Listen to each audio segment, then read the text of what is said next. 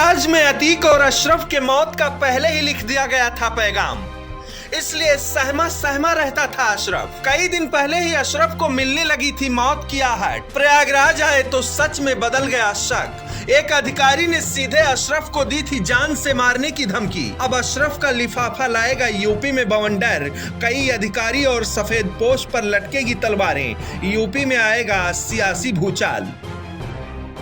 प्रयागराज में 15 अप्रैल की रात जो कुछ भी हुआ उससे अतीक अहमद भले ही बेखबर था, लेकिन अपने भाई के साथ परछाई बनकर चलने वाला अशरफ इस बात से वाकिफ था। उसे पता था कि जिस प्रयागराज में अतीक का काला अतीत रहा है उसका अंत समय आ चुका है। अशरफ कई दिनों पहले ही ये जान चुका था कि अब आतंक और अपराध के सबसे बड़े पर्याय का खात्मा होने वाला है। अशरफ अतीक के साथ कानून की जंजीरों में जकड़ा था और सब कुछ जानते हुए भी कुछ ना कर सका। जिस भाई के साथ अशरफ सही गलत की परवाह नहीं करता था, उसे जब पता चला कि अब प्रयागराज से सबसे दुर्दांत किरदार का अंत समय आ रहा है, तो उसने भाई के साथ मौत को गले लगाना स्वीकार किया। जिस भाई की उंगली पकड़कर अशरफ कभी क्राइम की काली दुनिया में एंट्री मारी थी, उस भाई के साथ हथकड़ियां पहनकर अशरफ ने मौत को गले लगाया। जिस अशरफ को अतीक अपने बच्चों से भी अधिक प्यार करता था, जिसके लिए अतीक जान ले भी सकता था और जान दे भी सकता था, उस अशरफ को जब पता चला कि अतीक अहमद नाम के खौफ का खात्मा करीब आ गया है, तो अशरफ ने अतीक के साथ ही पाताल जाना स्वीकार किया। बस एक लिफाफा छोड़ गया जिसकी परतों में अशरफ कई रहस्यों को छोड़ कर गया है। पिछले दिनों प्रयागराज में जब अतीक अहमद और अशरफ की पेशी थी, तो बरेली जाते समय अशरफ ने इस बात की चर्चा की थी कि एक अधिकारी ने उसे धमकी दिया है कि 2 हफ्ते में तुम्हें वापस यूपी लाया जाएगा और फिर काम तमाम कर दिया जाएगा।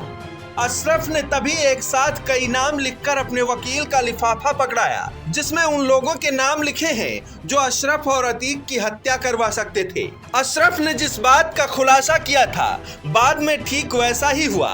उमेश पाल के अपहरण मामले में अतीक अशरफ को प्रयागराज लाया गया। अतीक को उम्र कैद की सजा हुई, उधर अशरफ को बाइज्जत बरी कर दिया गया।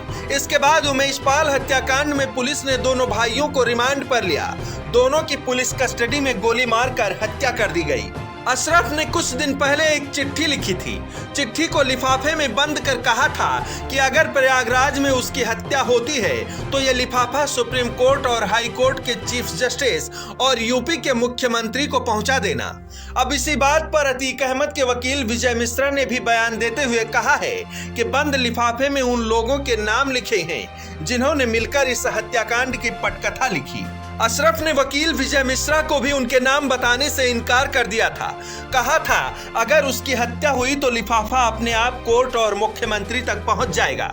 यानी कि अभी भी कोई और है जो अतीक और अशरफ के परिवार का ना होकर भी दोनों का सबसे खास, करीबी और वफादार है। लेकिन उससे पहले ये सवाल बड़े उठ रहे हैं कि आखिर उस सील बंद लिफाफे में नाम किसका लिखा हो सकता है। वो कौन था जिसने अशरफ को 2 हफ्ते में किसी तरह बाहर निकालकर निपटा देने की धमकी दे रहा था, और इस वक्त वो शख्स और वो चिट्ठी कहाँ है जिसके खुलासे से यूपी में भूचाल आने वाला है। ब्यूरो रिपोर्ट, आज की खबर।